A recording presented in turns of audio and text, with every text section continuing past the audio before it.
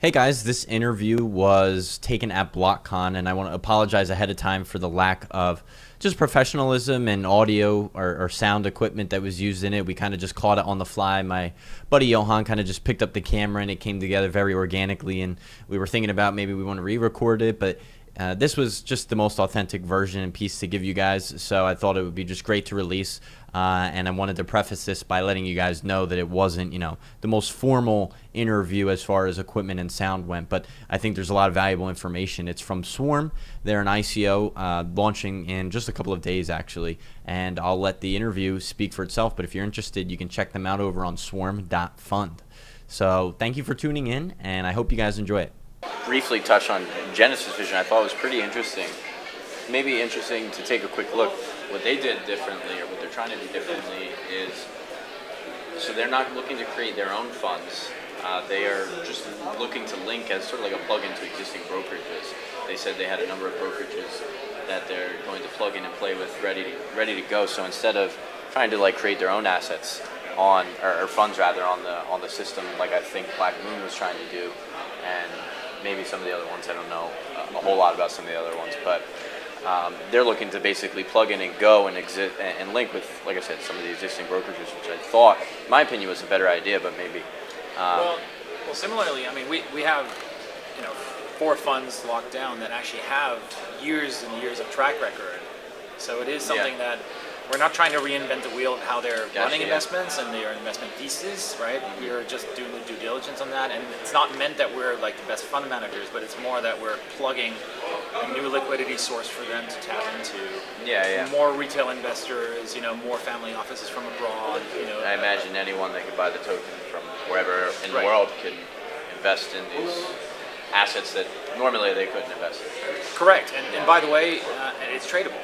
Right? Okay. The key aspect is that basically, if you're normally investing into alternative investments like this, you have 5 to 7 years of capital commitment, and at the end, you may or may not have something as a result. Right? Yeah. And here, that's what actually when we talk to syndicates that are potentially candidates for this, that's what they're most interested in. They're like, this is a different category of investor. We don't have to have minimum $5 million committed, and the investor itself has a lot more flexibility. So. It's actually quite a striking, and by the way, and Swarm doesn't get in the way, so it's a real ownership that I have a direct, like a workflow around of direct ownership on this platform. So it's not like we're a middleman that cuts out something out of the deal, but it's more like we're enabling all that to happen, and they have a direct relationship. What was I going to say?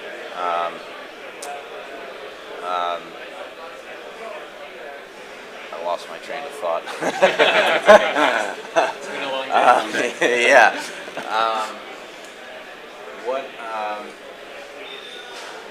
When's your ICO start? I guess I'm assuming you did it start or not start yet? So our pre-sale goes until October 19th, and then on the 21st, it's the public sale starts, and it ends on October 30th. Okay.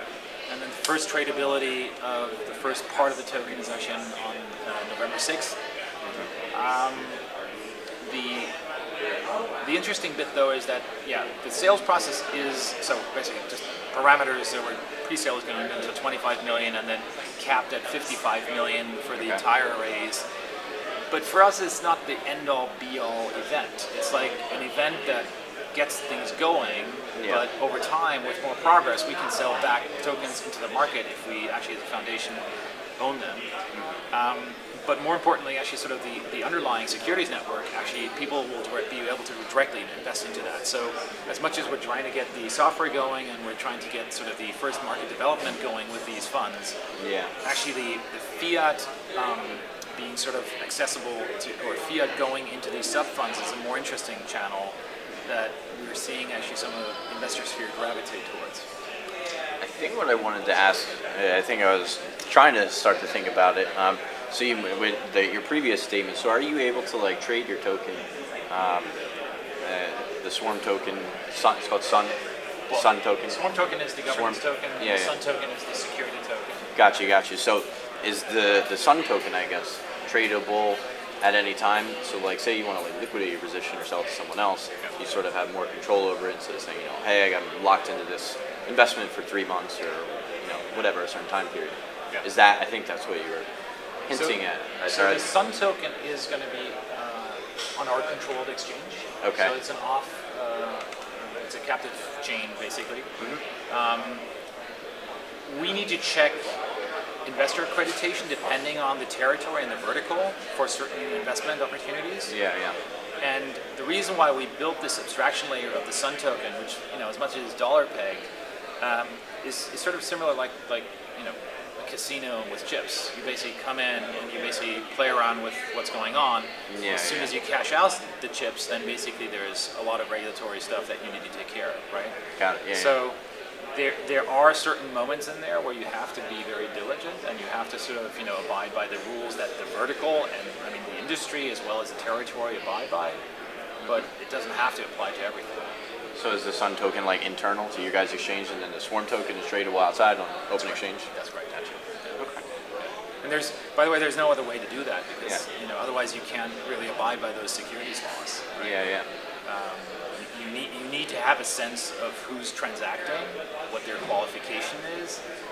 Have there been any hurdles in trying to get to the point that you guys are at now to make it such that it's not a security issue?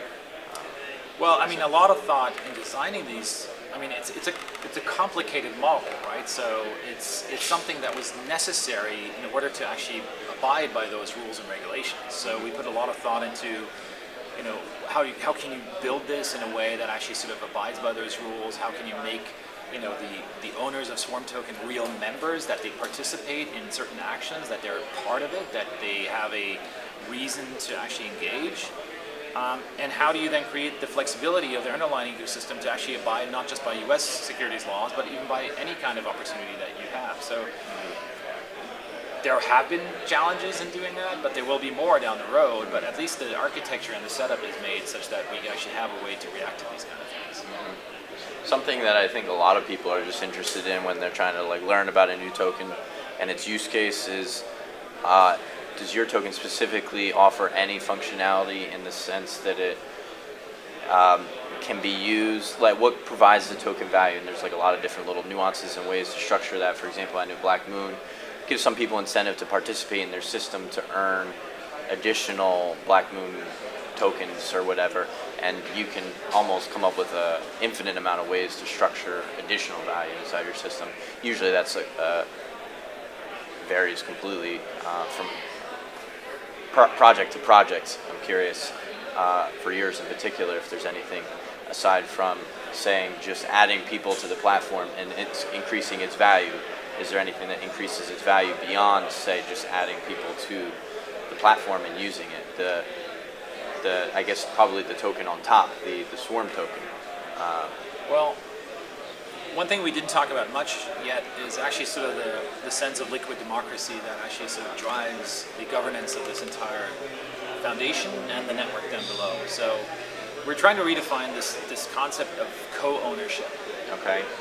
Really have, it's sort of, the DAO is the first attempt, but in this case, it's like you have decisions that are being made, and these decisions not just impact the way that funds are being spent, or opportunities are being taken on the platform, or monetary policy across the platform functions, but it could even affect the way that the community wants to operate and the token how it should act. So we're putting actually our money where the mouth is, where actually after the sale closes on October 30th, actually on November 1st, we have the first liquid democracy vote about the liquidity of the token. So the current proposal that we put in place, and we had our own opinions why we wanted that, is that in the course of a year, every 42 days, 1/8 of the token gets released into liquidity. Okay. And our thought process behind that was that we have, we're avoiding pump and dump when we allow that to be a more stable development. So we have time as a foundation to present progress. We have ways to teach the market what our progress has been, like normal investor communication normally functions, right? But that's our idea. So actually that first vote is going to run until November 6th when the token first trades. And it might impact that if the majority of the community decides differently, that either that's longer, shorter, or not at all. And you mean when you say vote, people that hold the token? People that hold the token they actually come there, they actually vote on something, and as a result, it influences the behavior of the token itself, right? And so that is active involvement. That is something where it's not us defining necessarily how they function. We have a proposal that we're putting forth, and you can see a lot more of those actually in future where the community itself actually decides on these kind of things. We're trying to bring the community into a structured process with consensus models, how you can have that kind of decision making amongst strangers, right? But who all of which have vested interest and document their vested interest with ownership. Right? Yeah. If you don't mind, afterwards, I'm just thinking of the conversation that we're just having, and since he's recording it, if it's all right to maybe put it on YouTube to share with other people, and if we end up doing that, I'm just interested. I know other people from an investment standpoint, just some brief questions that I didn't really consider we talk about yet. I'm guessing is an Ethereum-based token or no? So Swarm token is ERC20 token. Yeah. The Sun token. That's Actually, we're building something called the SRC20 token, which is actually a securities framework. Okay. And it's meant to become a self-descriptive way for alternative investments. So you start off with actually what is the opportunity, what are the parameters around the token behavior, what are the consensus models, who's actually running the syndicate, what are the syndicate terms, what are basically subsequent, any kind of documentation that has been released, either financial documentation or other documentation along the way, and maybe even decisions that are being made along the way. So ultimately that all becomes machine readable. And that if you actually want to scan the network for investment opportunities, you have a way to actually sort of analyze that. Gotcha. Understood. What is your token supply? And it's 100 million. Okay. And if that doesn't get sold, or what happens? Do you burn the rest? What happens? The differential of unsold tokens are going to be held by the foundation and available for the foundation to sell into the market along the way. Gotcha. At what sort of rate, I guess? I think you subsequently to the sale? Yeah, well, that depends on market mechanics, right? Okay. So basically, we're all incentivizing this together, right? Where basically our goal is actually to present much progress along the way that actually drives up the price and makes it an attractive token, and that makes it attractive as a developer. Okay. And you said your ICO starts October 23rd and lasts a week to the 21st, and then it's what, the 30th? It ends October 30th, and then nine, 10 days. It's 9-10 days. Yeah. Okay. All right. Is this for accredited investors only? So, in the U.S., it is for accredited investors. We're using two processes to accredit investors. One is actually sort of a self-declaration, and the requirement is that you have to invest more than $100,000 to do that. So that's a questionnaire that basically you have to answer yourself. If you want to invest less, we're working with a service called verifyinvestor.com, where people can pre-register, they can pre-qualify, and then they're free to actually invest less. Outside of the United States, there is no accreditation needed. Gotcha. Will people be able to invest via Bitcoin, Ethereum, typically? It's purely fiat? No, purely Ethereum. Okay. They can invest Bitcoin and fiat through Bitcoin Swiss, who we're working with. So that's a pre-registration, and just exchange it all. Well, and they will basically exchange it. They will actually crowd fund into the ICO, the crowd sale smart contract. Gotcha. Can you answer kind of a new question? Like, I've been on a lot of these ICO sites where you can participate, and it says for U.S. people only, but sometimes if you just use there's ways around it. Like, you could just do it. What happens if you do that? Well, or for example, my dad's a German citizen. We have the same name. So first of all, there is a purchase agreement that obviously covers different aspects of what you're buying yourself into, and that involves also that you're truthful about what the nature of your participation is, right? Mm-hmm. The reason why accredited investor checks are in place is that you want to prevent a retail investor from getting himself into trouble. Meaning that you don't want people to invest into high-risk investments that don't have the means, nor should they, right? Mm-hmm. So you cannot necessarily prevent people from telling the untruth. Mm-hmm. You can do all you can to qualify whether someone is or isn't that. So So we went through all the qualification processes with the lawyers, and they were happy about how we were sort of setting that up. Matter of fact is, however, that we're qualified as a utility token. So in fact, we wouldn't necessarily need an accreditation. We're doing this because for any future circumstance whatsoever, we just want to be on the safe side to actually have these accreditations in place in the jurisdiction where it's actually necessary. So. But are there consequences? Like, say somebody's traveling in Bali when you have the ICO and they log on from their hotel and they buy in, but they're an American. Well, again, that would actually it's on them. It's on them to answer the question truthfully. Right. And, but if they don't, well, I was just curious. We can't look behind the screen of a internet cafe in Bali. Exactly. That's what I'm just asking. So, yeah. But there's nothing to prevent that from potentially.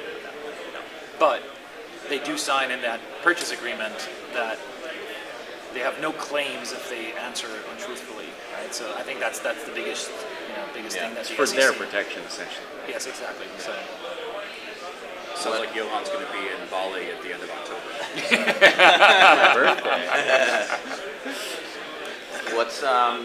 What are your opinions about Ethereum and its current state, just related to cryptocurrency and perhaps scalability concerns? What do you think about it? Why did you choose it to use to run your platform off of? Certainly, there's other new options that people love to talk about lately, like Neo and Quantum. Yep. There's probably dozens more beyond that as well. So, I mean, valid concerns in many different directions. Yeah. I think it's publicly known that there's a lot that the Ethereum Foundation is doing to address these concerns. Whether they will turn into reality, nobody really knows, right? Yeah. And how fast. Would you guys consider pivoting if necessary? I know some. Well, let's take with the first question first, because Yeah, I think it's you want to rely on solid technology that actually as much as it has its kinks, you know what you're getting yourself into, right? You don't want to necessarily do that on something that hasn't been proven that many times over in this context. And as much as nobody foresaw that, but I would say like a token sales process is one of the killer applications that sort of Ethereum now has turned out to be qualified for. Although there's many others that people hope to discover and people are trying to build on top of it. So I think for us it was an easy decision to actually sort of look at that. And by the way, also there's a significant amount of liquidity and tradability into the Ether, of course, that allows that transactional volume to take place. If you go to something else, it's not necessarily that easy to foresee how the effect of actually people funding into a certain currency and how the crowd sale token sale in the smart contract functions, how that effect might play out on mining capacity and basically sort of the way that people use wallets, and there's some degree of comfort that people have by using ERC20. Yeah, of course. Yeah. And you just need to be aware that it's partially your technology consideration, but it's also partially just usability that people want to have in order to make that work. Yeah. Where are you guys located? I don't think I asked where you guys So headquartered we're a team of roughly 15 people at this point in time, based out of Palo Alto. But we're actually not just Palo Alto. We're actually in Europe partially as well, out of Holland, and we're going to look at other options to actually build teams, possibly in other regions, maybe Berlin. So. Okay. Maybe where? Berlin. What's your position? I don't know if I caught it. So I'm co-founder. Okay. Basically, I assumed that it sounded like it. I just didn't know. Well, we call it partner and co-founder. Okay. But basically, it's I'm responsible for business development and sort of the whole portfolio management. So in my past, I was portfolio manager for Allianz Group and Deutsche Bank Capital Partners before actually building my own technology startup. And so, but yeah. Well, awesome. With your permission, I would love to throw it on YouTube and share what we talked about. I've not said anything today that I wouldn't say publicly elsewhere. Great. I'm sorry, I just picked it up and didn't ask anybody, but I just thought it's happening, and I'll try to capture it. I'm not set up. I don't have anybody mic'd, but sometimes those spontaneous things are just it's where that's where the money is. Right? When it's happening, and then we can schedule it for tomorrow, see how it goes. But it's been kind of a repeat. So.